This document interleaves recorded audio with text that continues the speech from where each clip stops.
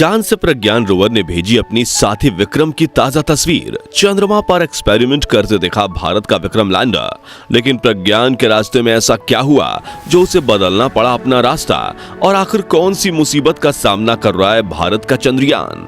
दोस्तों, पिछले हफ्ते जब विक्रम लैंडर ने चांद पर सॉफ्ट लैंडिंग करके हर भारतीय का सर गर्व से ऊंचा कर दिया, तभी इसरो के वैज्ञानिकों के चेहरे पर खुशी तो झलक रही थी, लेकिन अंदर से उन्हें अपने मिशन को लेकर डर भी सता रहा था।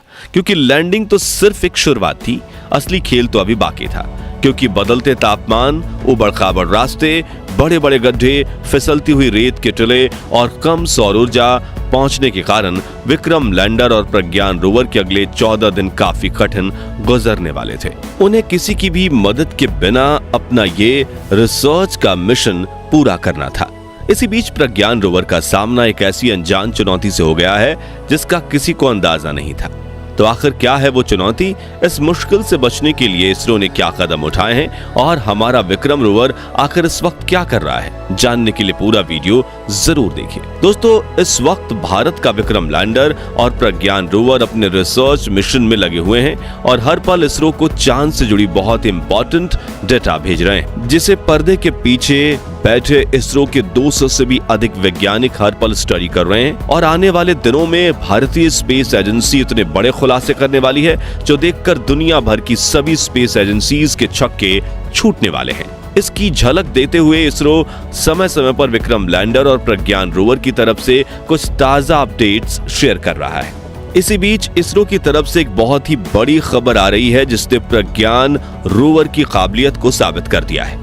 दरअसल 24 अगस्त के दिन विक्रम लैंडर के सीने से निकलकर जब प्रज्ञान रोवर चांद पर अपने रिसर्च मिशन के लिए आगे बढ़ रहा था, तभी उसका सामना एक बहुत ही बड़े क्रैटर से हुआ जिसमें वो गिर जाता तो बाहर निकलना नामुमकिन हो जाता। लेकिन ऐन मौके पर प्रज्ञान रोवर ने अपनी ब्रेक दबाई और गड्ढे में गिरने से बाल बाल बच गया, जिसके बाद उसने तुरंत इसरो को यह डेटा मिशन ऑपरेशन कॉम्प्लेक्स को भेजी, जहां बैठे 200 से भी ज्यादा वैज्ञानिक पूरी तरह से सतर्क हो गए और उन्होंने प्रज्ञान रोवर को वापस आकर दूसरे रास्ते पर जाने का कमांड दे दिया। साथ ही इसरो ने सोशल मीडिया पर इस क्रैटर और प्रज्ञान रोवर के वापस आने के निशान की तस्वीरें शेयर की हैं। इस अपडेट को शेयर करते हुए इसरो ने यह बताया कि 27 अगस्त 2023 के दिन रोवर अपने स्थान से 3 मीटर आगे चला, जहां उसे बहुत ही बड़ा 4 मीटर का काफी गहरा गड्ढा मिला, जो देख हमने रोवर को वापस आने का आदेश दे दिया है। साथ ही उन्होंने इस बात की पुष्टि कर दी है कि इस वक्त प्रज्ञान पूरी तरह से सुरक्षित है और अब एक नए रास्ते पर आगे बढ़ रहा है। लेकिन अगर यहाँ इसरो का ध्यान ना जाता तो फिर प्रज्ञान का टायर फिसल जाता और ये गड्ढे में आसानी से गिर जाता। लेकिन इसरो के वैज्ञानिकों की काबिल टीम ने इसे बचा लिया है। इसी के साथ दोस्तों, प्रज्ञान रोवर ने चंद्रमा से एक ऐसी तस्वीर शेयर कर दी है जिसे देखकर नासा, चीन और रूस का गला सूख गया है और विदेशी स्पेस एजेंसियों के वैज्ञानिकों के रोंगटे खड़े हो गए हैं। जी हां, प्रज्ञान रोवर ने इसरो के कमांड सेंटर को चांद पर काम कर रहे विक्रम लैंडर की तस्वीरें शेयर की हैं, जिन्हें शेयर करके इसरो ने लिखा है कि 30 अगस्त की सुबह प्रज्ञान रोवर ने मिशन की फोटो खींची है, जिसके लिए उसने अपने नेविगेशन कैमरा का इस्तेमाल किया है। इन तस्वीरों में विक्रम लैंडर चांद की सतह पर अपने चारों पैरों पर खड़ा दिख रहा है, जो सूरज की रोशनी से चमक रहा है। वहीं इसने अपने चेस्ट और एल्सा, इन दोनों पेलोड्स को चांद की सतह में इंसर्ट किया है, जो कि चंद्रमा की सतह की डीप स्टडी कर रहे हैं। साथियों, ये तस्वीरें खूबसूरत तो हैं ही, लेकिन इनमें विक्रम के अलावा एक और ऐसी चीज है जिसने पूरी दुनिया की स्पेस एजेंसियों में हड़कंप मचा दिया है। दरअसल फोटो में आप देख सकते हैं कि अपना बाहुबली विक्रम लैंडर जिस जगह खड़ा है उसके ठीक पास में एक बड़ा सा गड्ढा है, और अगर लैंडिंग के वक्त विक्रम का एक पैर भी इस गड्ढे में चला जाता तो ये एक साइड झुककर पलट भी सकता था। लेकिन इसरो का एडवांस लैंडिंग एल्गोरिथम इतना ज्यादा पावरफुल था कि इसने गड्ढे के बिल्कुल पास सही जगह ढूंढकर विक्रम लैंडर की इतनी स्मूथ लैंडिंग करवा दी कि हर कोई देखता रह गया।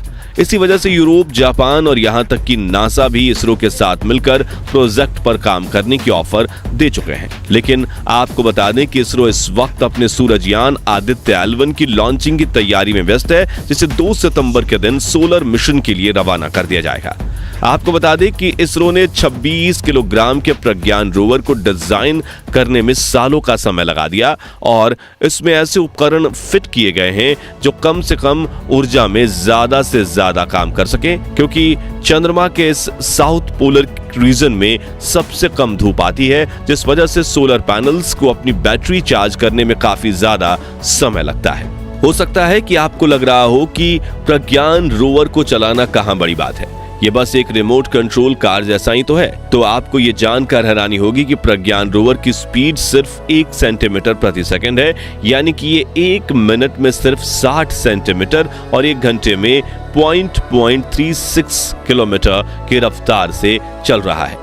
ऐसे में इसे मॉनिटर करते हुए डेटा कलेक्ट करना काफी थकाने वाला काम है, इसलिए क्योंकि बाकी बची ऊर्जा रोवर के दोनों इंस्ट्रूमेंट्स और ड्रिल मशीन में इस्तेमाल हो रहे हैं। अब आप कहेंगे कि ये ड्रिल मशीन कहां से आई, तो बता दें कि प्रज्ञान रोवर के माध्यम से चंद्रमा की सतह की स्टडी करने के लिए 2 उपकरण भेजे गए हैं, जो कि चांद की सतह के अंदर ग्लास बिड्स में मौजूद जमा पानी और बाकी कीमती खनिजों की खोज करेंगे, जिसमें से पहले का नाम है लेजर इंड्यूस्ड ब्रेकडाउन स्पेक्ट्रोस्कोप यानी कि लिब्स, और दूसरा का नाम है अल्फा पार्टिकल एक्सरे स्पेक्ट्रोस्कोप, जिसमें से एक लेजर और दूसरा एक्सरे टेक्नोलॉजी की मदद से चांद की स्टडी कर रहे हैं। लेकिन इसके साथ में एक ड्रिल मशीन भी भेजी गई है जो चंद्रमा की सतह को खोदेगी और वहां पर स्टडी की जाएगी।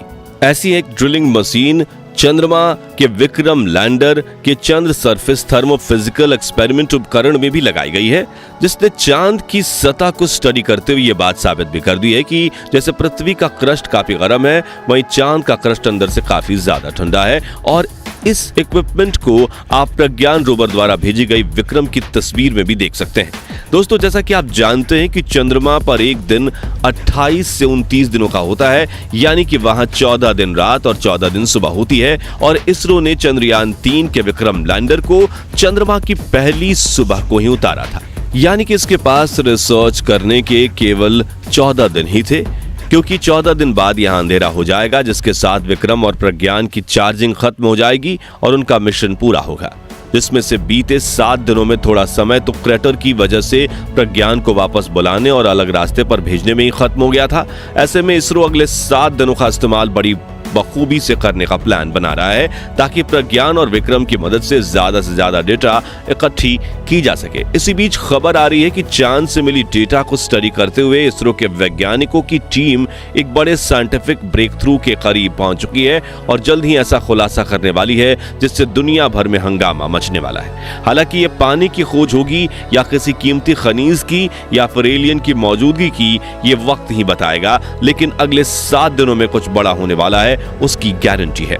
साथियों, चांद पर रिसर्च करना जितना मुश्किल है, वहां पहुंचना तो उससे भी ज्यादा कठिन था। और इस सफर में आंध्र प्रदेश से रवाना होने के बाद स्पेस में चंद्रयान 3 ने पृथ्वी के 21 चक्कर लगाए थे, जिसके बाद एक लंबे सुनसान गैलेक्टिक हाईवे पर सफर किया था और फिर चांद के 120 चक्कर लगाकर सबसे मुश्किल पड़ाव यानी लैंडिंग को पार किया था। यहां आपको यह जानकर अचंभा होगा कि इस सफर में चंद्रयान 3 ने 55 लाख किलोमीटर का सफर तय किया था।